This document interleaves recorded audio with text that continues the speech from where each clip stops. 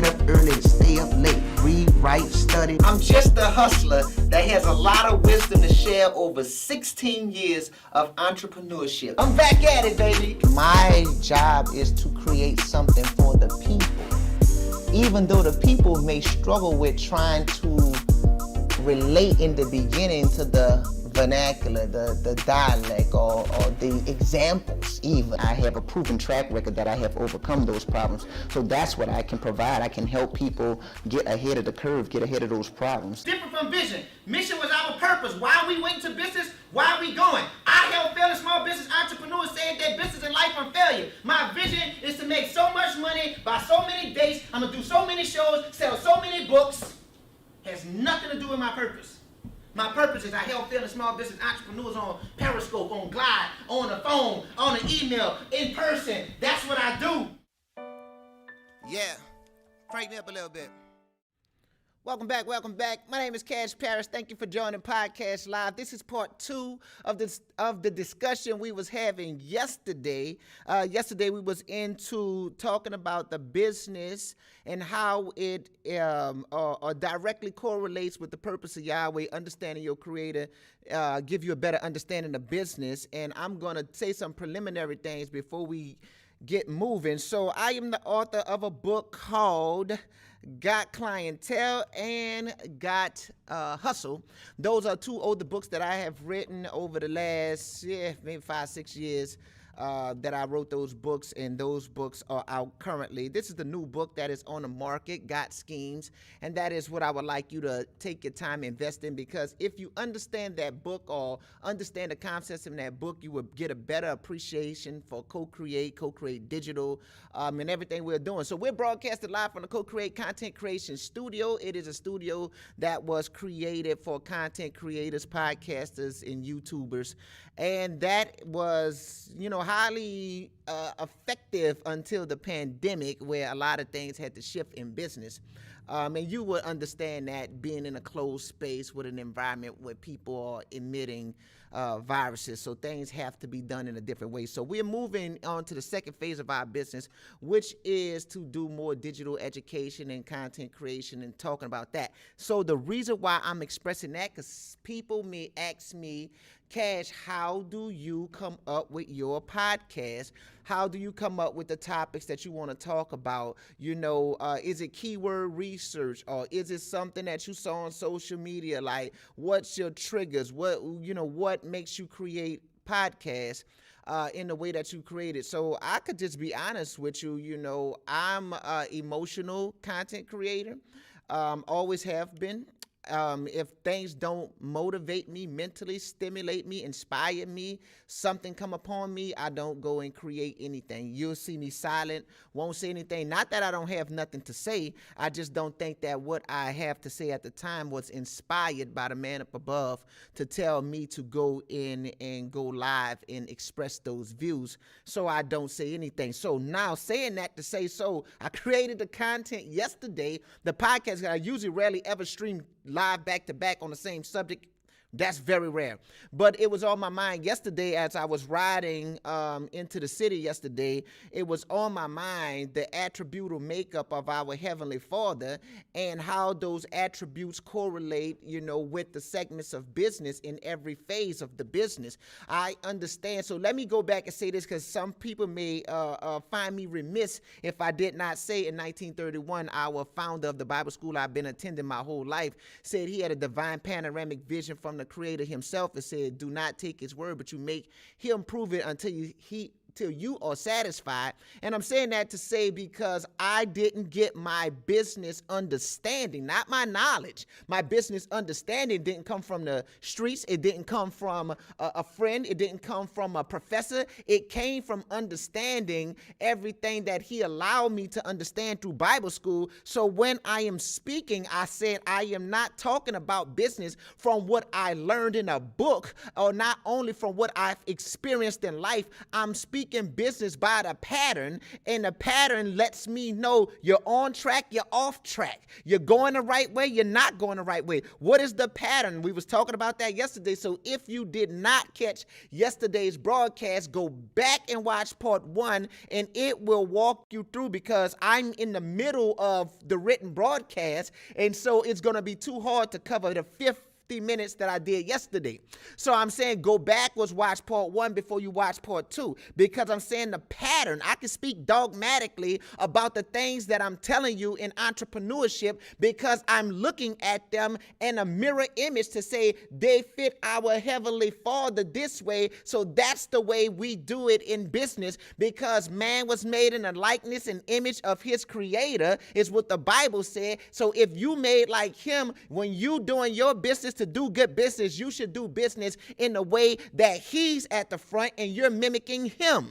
That's what it should be. So I said that to say our founder, Dr. Henry Clifford Kinley, did all the teaching, all the preaching, all the speaking, and turned it over to Dr. Robert Harris. And between those two men, that is where I got the understanding, or was giving, I didn't earn it, where I was given the understanding, a blessing I was given that, and that allows me to be able to articulate or express my views to other people about this is what you should do. This is how you should function. This is how you should conduct yourself. That is not appropriate. That is not right. Do it in this manner. Leadership, when I sat at the board and was on a board as a president, it was not let me try to be so methodically smart, but we want to do this in a systematic or a pattern approach, right? So that's the way we have always done things. That's the way we see it, and we're fine-tuning and getting better every day. As we grow to know him, we grow to know how to do things better in a position of entrepreneurs, CEOs, business owners. Now, this to make my prereq before I finish diving into what I'm diving into. Am I trying to tell you to learn and study religion so you can manipulate business and finances? No, I am not saying that. That is not what my broadcast is about. Never was. I'm just pointing out the fact that if all things are made by the Creator and he's the pattern that he made everything after, then everything should reflect him. So when you see tattooing and body piercing, where I spent 15 years in that industry, you can only do a tattoo with an outline, black and gray or color. That's 3 states of doing a tattoo, and that's the only 3 states they have. There's no in between, and they fit the pattern. You can think past, present, or future. You can travel land, sea, or air. You eat with a fork, a knife, a spoon, or you have a computer, a monitor, and a keyboard. It's just basic principles of 3 yet 1. Somebody say, people die in 3s. I know they do, because I lost my grandmother, my uncle, and my brother in 6 months. So I'm manifesting the things that I come to know and understand in there, and that's how come, again, I speak the way I speak, and I talk the way I talk. So what I'm saying is, if you get a better view, you'll move differently, and you'll move and operate differently. Now, let's go on the record to say this. I believe that businesses was created, you got to go back to my broadcast yesterday, I believe that businesses was created so that way you can provide a solution to a problem or a ailment, a want, a need, a desire of a demographic of people or a group of people, we call a segment, that you have to present them with, hey, look, you are missing a leg, we sell prosthetics. Hey, look, you want to be able to drive as super fast and speed up the highways? We sell cars with V6 engines that go 160 on the dash. We create solutions to problems. That's the purpose of business. Somebody say, Cash, no, the purpose of business is to get rich. It's to make a lot of money. 90% of all businesses fail, so you cannot think that the intentions is to make money, because more than likely you'll fail before you make the money. Somebody said, why are you saying that, and how does that have anything to do with it? I'm getting to the point. I'm just doing my openings right now. But I'm trying to express those things to say, if you and I are in business for the wrong reasons, then it's going to manifest itself and it's going to show. Again, made in the likeness and the image of the Creator is going to be a pattern. Now, let's dive in and pick back up where we was yesterday. Now, where we was at yesterday, I was talking about the Creator and how the Creator is made up in a threefold section: the Father, the Word, the Son, the Holy Spirit. And in each one of those three compartments, you have attributes that define him that we learned from Dr. Kinley. Said he is intelligence, wisdom, knowledge. That is the most holy place. That is the Father. He is love, beauty, justice. That is the holy place. That is the Word or Son. He is wisdom, knowledge, beauty, justice. Foundation, power, and strength. That is the court roundabout. That is the Holy Spirit. That is down on the ground. We talked about the things from marketing to branding to sales, and we told you that you did not get salvation. You do not get the solution until it becomes tangible, till it's down on the ground. So I'm talking about these things, and I'm expressing this was what was on my mind when I was riding into town, the attribute of makeup and how intelligence, wisdom, and knowledge, it plays the part in the most holy place, and it's where the C-suite people sit at. That is where your COO, CMO, CBO, anybody with chief in front of their name, they sit at the top in a C-suite. It's what they call it when you are in large business. We define small business from large business, how to have a startup company. We did all that yesterday. So go back and watch part 1. But when you are thinking about how that structure works, you have a C-suite group of people, then you have your management, a managerial team, and then you come all the way down, or you have your execs, you go down to your management team, you go down to your technical people, and we defined all that yesterday. So I'm saying intelligence, wisdom, and knowledge is at the top. That is where you become purpose-driven. I talked about if you do not have a purpose, you shouldn't be in business. Purpose-driven is the way when we create a business, the business is supposed to have one goal, and it's always supposed to be trying to figure out how to get that goal. How to get the money? No, how to get the goal. How to get the money? No, how to save the people. Now, how to get the money? No, how to give the people the solution to the problem. That's the business we went into. We create the business to say a content creation studio is designed for those people who live at home, work from home, and need to be able to record high-quality content and have no place to do it. Kids running around, dogs barking, neighbors slamming doors. They cannot provide a professional piece of content creation if they're sitting at the house with all of these interruptions. So we're going to create a studio that they can come, do their podcast, do their video editing, and get the hell on. That's what it was created for. Now, how to get to the money? The money is a byproduct of the success of selling the problem. If the people don't identify that they have a problem or they have a need, you're never gonna have a business. So we talked about that, and I said that's why you gotta be purpose-driven in the top level. Purpose-driven. This is what we're gonna do. This is what we're gonna do. It takes money to make that thing happen, but we're saying without a purpose, and you're not purpose-driven, if there's no purpose behind this whole reason you opened up, then what are you doing there? You're going to wake up one day lost saying, I don't know why I'm in business or why I do this business or I don't care about this business no more because it serves no purpose. It's just you wanted to make money. And most people quit for the same reason they started. Just like if you ever studied anything about relationships, they say most people who start an affair leave the affair within about a 4-year period for the same reason they started. Boredom, tired. Routine, monotony, same thing. So I'm telling you, you'll leave it for a bigger paycheck. You'll leave it because you're not getting enough paycheck. You'll leave it because you're just not motivated to do it anymore. You're going to try to do something else to make money. So why am I saying that? Because I'm still talking about intelligence, wisdom, and knowledge in the C-suite being driven. And guess what? The C-suite people only bend to the will of the founder or the father, or what we call the board. Now somebody say, wait, what? Look, the board is the fourth counterpart that I really shouldn't be talking about yet, but that's the fourth counterpart to the dynamics I just explained a few minutes ago. Technical at the bottom, managerial in the middle, execs on the top. The execs only bend to the will of the board. That'll give you the fourth counterpart. Cash, what you talk about? I'm talking about that's the highest level of thinking. That is the highest level of purpose. That is the strategic plan in the long term. That's the ontological state of perfection back in the cloud.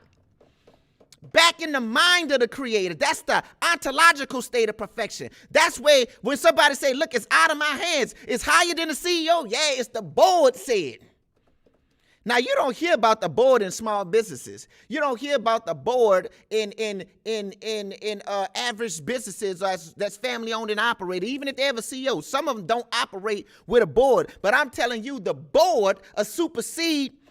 But how can I say it? In a good business, when it's ran correctly, the founder usually sits on a board of trustees or the board of advisors. The founder usually sits on a board. What am I trying to express? I am trying to say that the founder or the creator usually is in control or masterminding the whole thing. And if they are working in a board, look at Mark Zuckerberg, somebody like him who owns, if I'm not mistaken, at one point in time, I don't know if it's true today, owned 51% of all the shares in his company. So he's in control, never losing control of the operation because he owns the majority shares. He sits as the CEO and has seats on the board. What am I trying to tell you? He's playing all positions. Didn't we say our creator is omnipresent, omnipotent, omnipotent, all-knowing, all-seeing, in everywhere at all times? If you operating correctly, then you you may not be operating in totality in every state and condition, but you have your presence, whether it's through your being or your children's being is present in CEO suites, execs, or it's on the board, or it's down there in the working in the cafeteria on the front line, or management or district management. Look, I'm getting to a point because somebody think it has to be just you in bodily presence.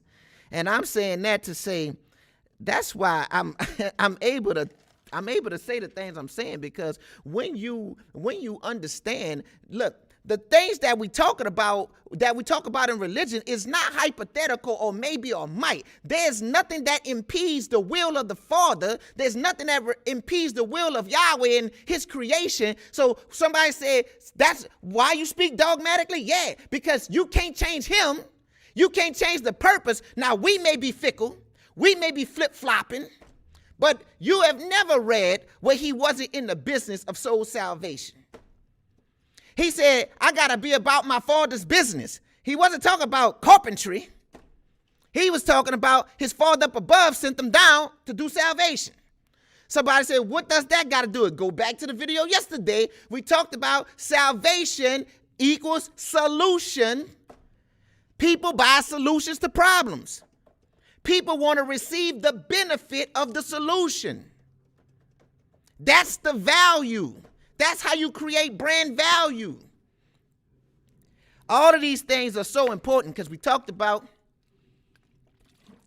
being purpose or having that threefold makeup, that purpose, pattern, and plan. And the purpose is the strategy. That's why we created this business. I told you that. Because you got to have a strategic plan and you got to have a reason, a purpose. It got to be bigger than I just got to make some money. People don't spend money with you and I because, well, let me not say they don't. The majority of time after you go through your friends and your partners and people hear your little story and you've been through Katrina or you lost your job during the pandemic, that pity party, that pity money runs out. Then it has to be, I buy your product because I need your product. I buy into your service or your belief or your concept. I support your hustle because it's in my benefit. I'm saying that's why I say it got to have a purpose. The reason why your business have to have a purpose because your creator has a purpose. That's why it has to have a purpose. That's why I'm harping on it so much. So many times I take phone calls where I'm consulting or advising people and they in the business because they think it's an easy, quick lick. And it's like, that's a terrible reason to go into business. That's like having a baby for somebody to think that, oh, I'm about to divorce this man. If I don't have this man's baby right quick, I ain't gonna be able to keep him. A baby don't fix a broken marriage. Money don't fix a broken business. This adds to the problem. It prolongs the ending of that business. Why? Because you're making money. Well, I'm getting a few dollars, but I hate what I'm doing. I hate this company. I hate the customers. I don't want to wake up and do that no more. I'm over that. I'm past that phase in my life, but I'm making money. It's paying my bills. It just prolonged the death of the business, but it don't save the business. The baby don't save the broken marriage. It just prolonged the death of it. If it's broke, it's broke. If you have to fix it, you have to fix it. And that's the things we're looking at when we talk about a pattern. Now, a pattern is how you're going to accomplish your goals and how you're going to repeat it. I said the creator has a purpose, has a pattern. The pattern is the systems that's in your business. What does system stand for? Save yourself time, energy, and money. That's what it is. Save yourself time, energy, and money. Why? Because if you have a pattern, you know what to do. It's repetitive. It's happening over and over and over. And those are the things that really gonna make your business a success. People want to be involved with a business that can duplicate and reproduce itself. That's why I told you the soul of the business is the brand, and the brand is not what you say it is. It's what you can do over and over. What promises you made to the consumer. If the Savior said you go down into Egypt, you're going to be wrongfully entreated, and I assure you that I will save you and bring you out by my mighty hand. You can count on it. It's going to get done. That's a brand. He said, I'm El that I never lie.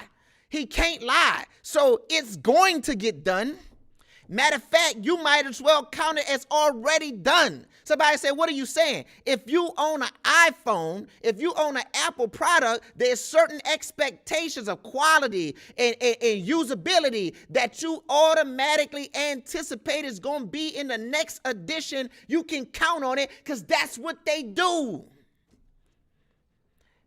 When is it going to come a point in time where we just count on it and know that this is what this company does? This is what my brand does, that I'm going to be able to satisfy. I'm not scared to service a rich person or a poor person, a black person or a white person, a tall person or a short person, because I have a process that's called systems that's overturning and overturning and overturning to deliver me the same exact results over and over and over and over again. He said, look, he been doing the same thing down through the dispensations and ages of time, all the way from Adam to present time, 6,000 years of consistency. That's why his brand is so strong. That's why they say, call him up, get him on the main line, you see, because he has excellent track record. So I'm saying that to say that's the same thing with our business. Now, somebody say, so you trying to tell me my business is supposed to be perfect? No, I'm not trying to tell you that. Our goal is always to strive to follow our Father's footsteps. His leadership inspires us to be great leaders.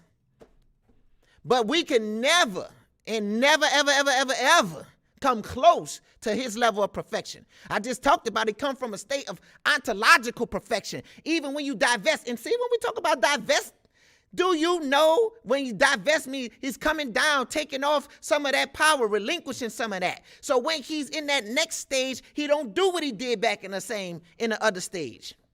Somebody said, what are you talking about? I'm telling you that there's even inside of business, there's divesting your assets, divesting parts of your company. There's divesting in business because he divested himself. He came down.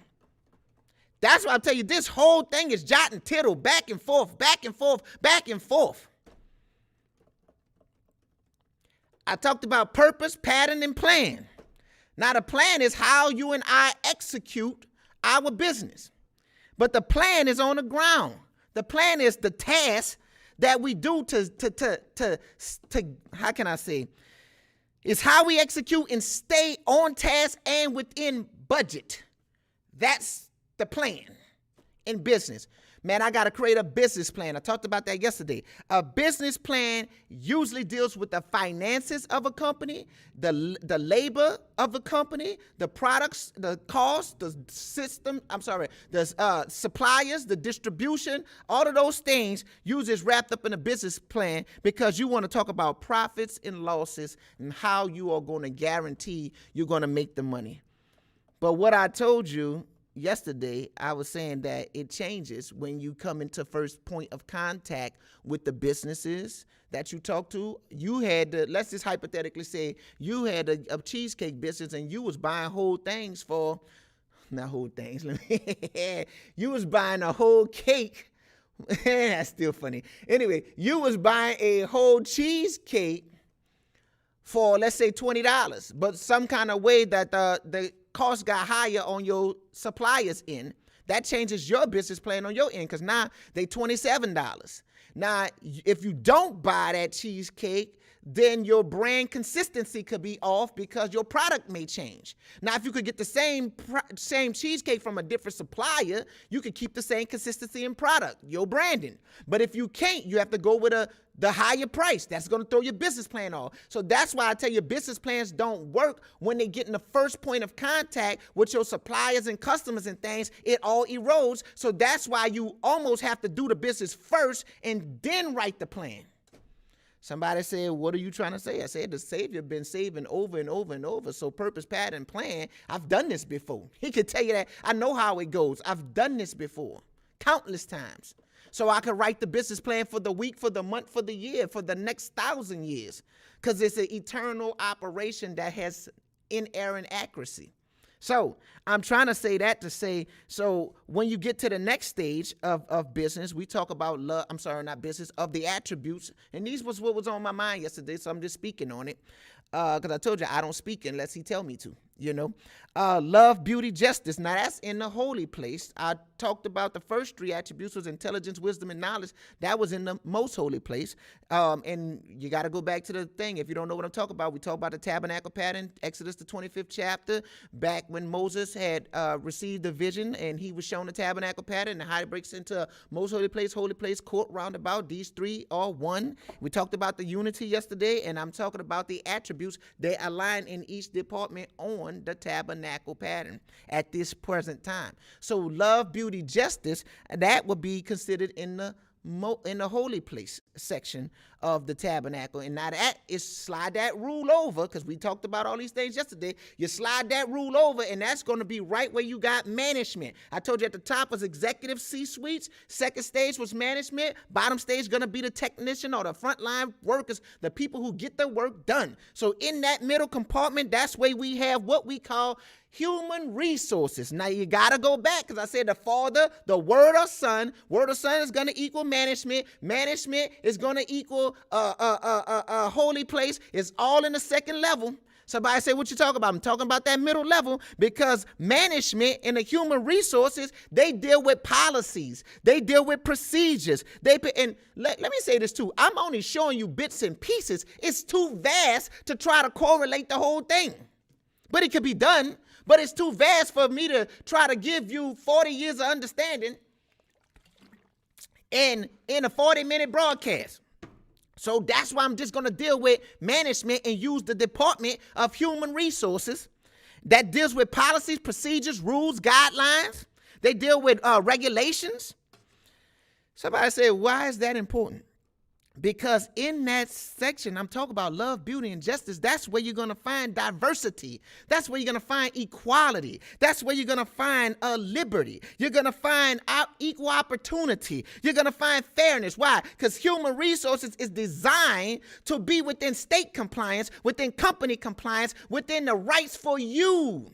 They're looking out for your best interest. They're making sure that they do the company's best interest. You can't even get fired without patience, without long suffering. There's certain jobs I know with certain people I talk to from certain major companies, and they'll tell me, Cash, I can't do that.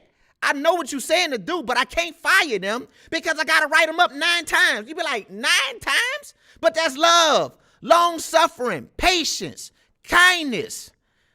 That's what somebody said, what do you say? I'm saying there's love, beauty, and justice in the second level, and in the human resources, you can find those attributes being manifested through the works of the people.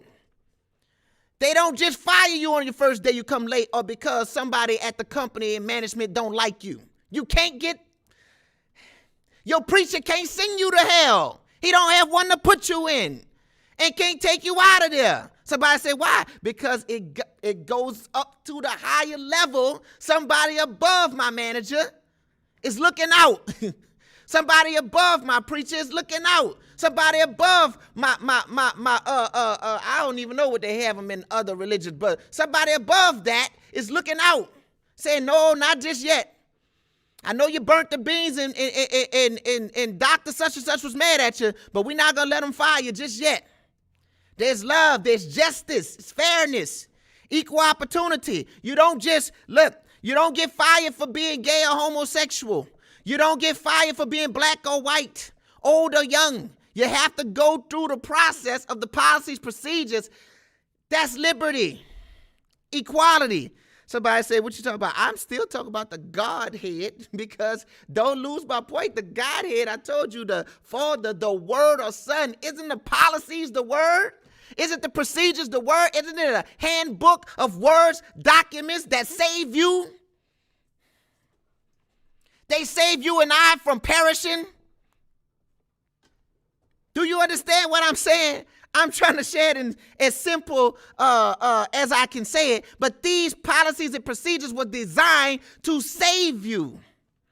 But you know they got some people who constantly break the rules over and over, disregard to the patience, the long suffering the company has for them, disregard to the love that's been dispensed and shown. They just go against it, and when get fired, they be mad. They are upset with God that the life didn't go right for them after they did over and over and over and over the wrong thing.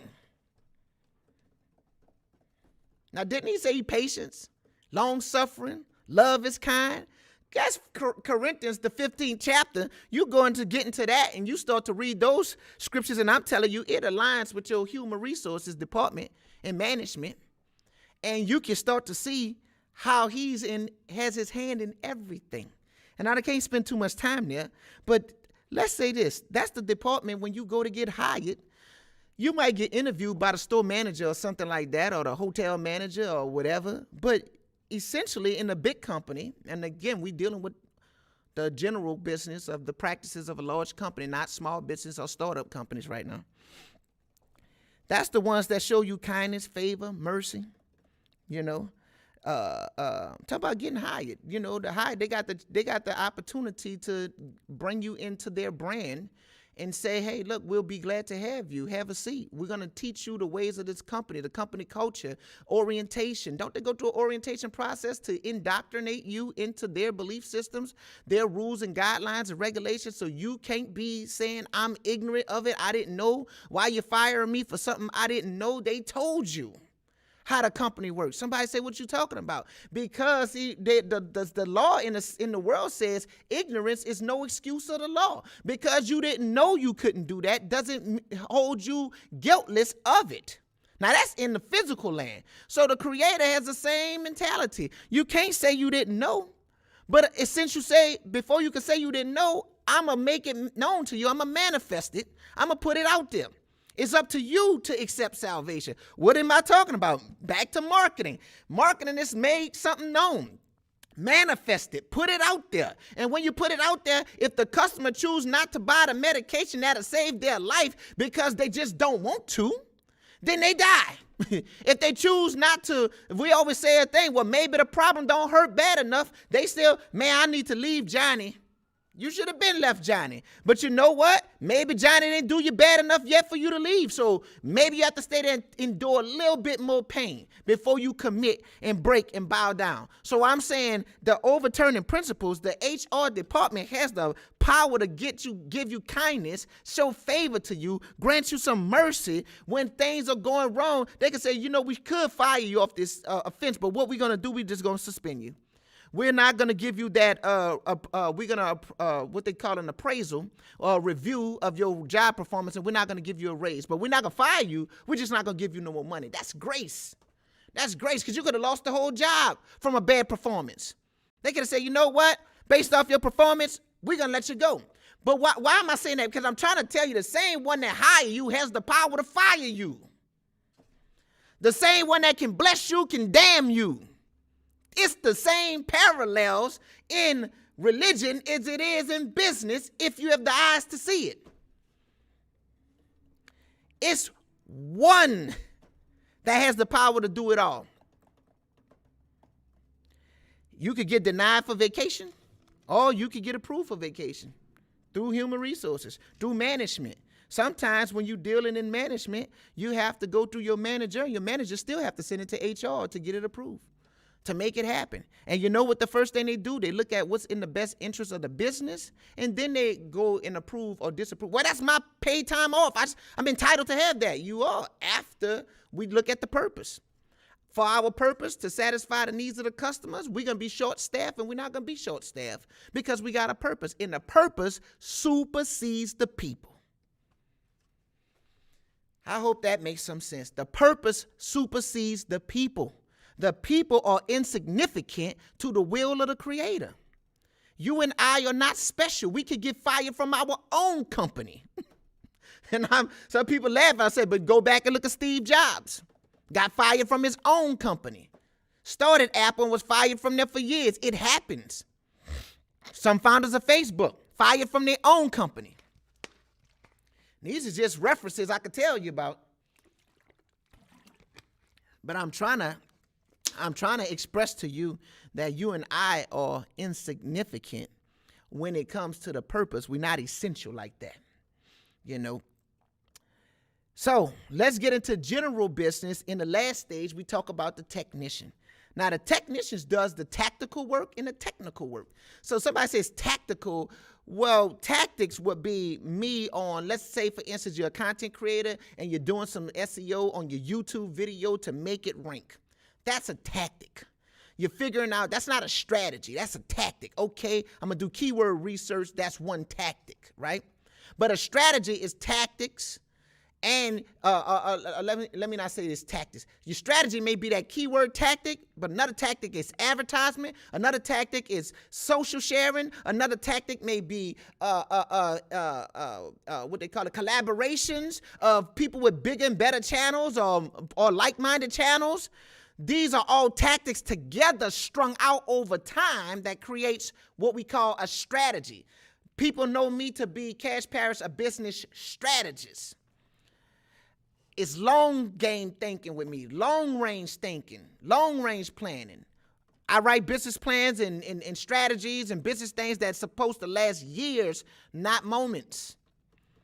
They're strategies, not tactics. So that's why I'm saying the technician is on the ground. They're doing repetitive work over and over, technical work or tactical work. That's how they convert the sale. We talked about that sales process, and we talk about that's the Holy Spirit on earth. That's the Holy Spirit coming down, working with each and every individual, pleading and hoping that, look, between the teaching and the preaching and the miracles and all the things that I've done, showing this one saved and showing that one saved, that you become a believer too. That's him on the ground. That's the work that's being carried out, the overturning and the overturning, playing the role of the technician.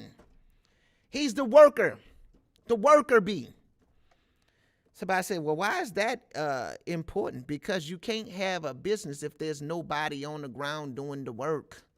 I talked about even in a software business, you do not receive the solutions to the software that you purchase or to the software that you gain access to until it gets into your computer, your phone, or whatever piece of technology that you own to start to work. It has to come down, a download. That's why they have downloads, because the Creator in his high and lofty state, we cannot understand it. We cannot understand it in the ethereal file form. It has to come down into the computer and get to work.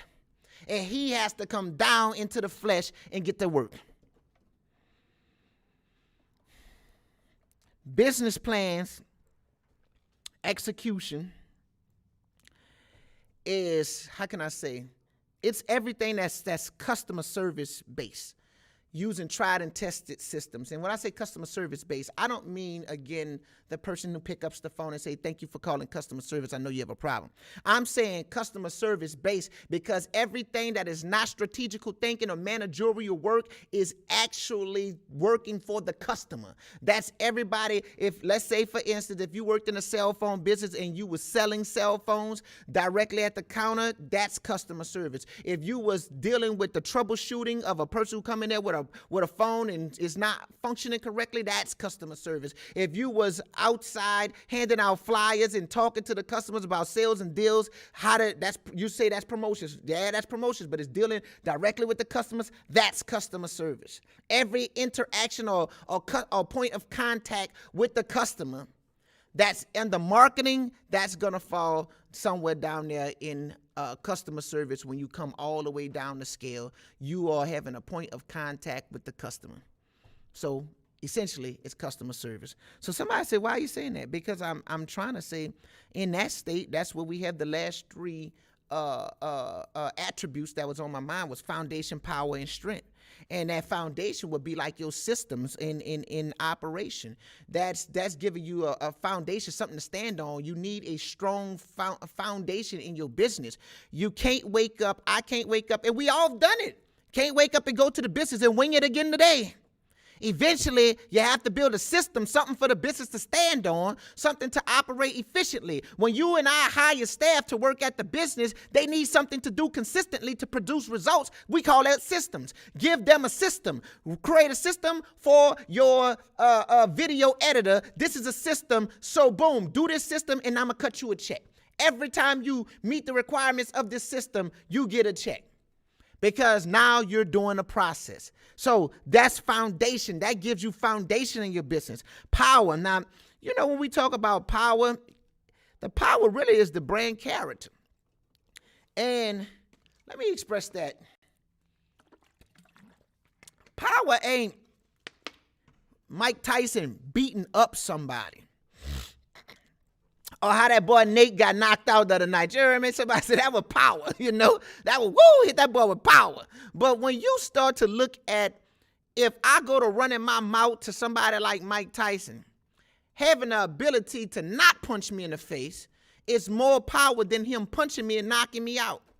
It takes a lot of power to restrain yourself when a customer's, and what's the power I'm talking about? The power to stay within brand character is what I'm trying to get to. When you have a customer that's irate on the phone or in your face cussing and fussing, and you maintain that composure and say, because this is how we do it here, we de-escalate the situation. We bring that person down. We show that person compassion and empathy and love. That's power. That's power not to act like your normal, natural, wild, six-word, arrogant, ignorant self, like, boy, who you talking to? I get busy. Don't you play with, you could come like that, but that's not showing power and restraint.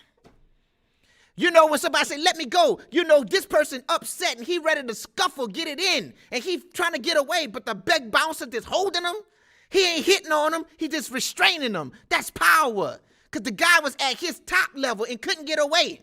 He was being restrained. So what I'm talking about, that's brand character. Being bonded or branded or confound by your promise and your nature and your characteristics, your personality and your brand without breaking the brand. I'm going to take care of the customer. Now, I ain't say you're not going to be upset or offended, but you do what you got to do. You keep your job. You treat the customer fairly. And you get them out your face. That's power. It takes a lot to train your staff, your people.